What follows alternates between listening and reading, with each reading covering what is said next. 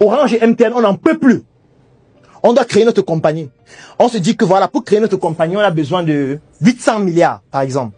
On décide de se mettre ensemble, on trouve les fonds d'investissement, on trouve de 800 milliards. On vient ici pour créer notre compagnie de télécom. On va recruter les gens où? On va recruter. Dites-moi, vous-même dites. On va recruter où? Donc on va arracher, n'est-ce pas? Dis-le, non, on va arracher. Ou alors on va aller en Guaquele, dire que bon, les gens qui vont informatique là, venez ça, ouais. Est-ce qu'on va aller en Guaquele? Non, n'est-ce pas? Bon, pourquoi on ne va pas en Guaquele?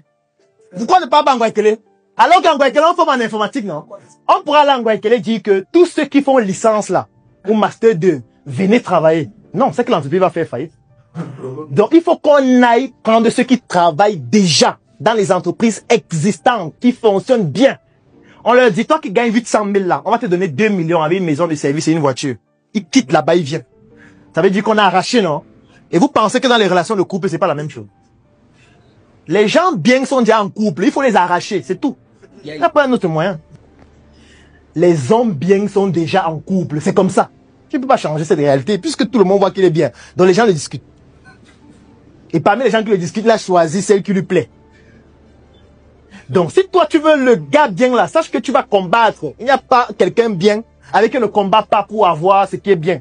Sinon l'entrepreneuriat, tout le monde le ferait et gagnerait des milliards. C'est parce que c'est difficile que les gens disent qu'à la fin, il ne veut pas devenir fou. C'est pour ça qu'il dit qu'on ne pleure pas. Interdit de pleurer. Pourquoi je dis ça? C'est parce que je sais qu'en entreprenant, tu vas pleurer chaque jour.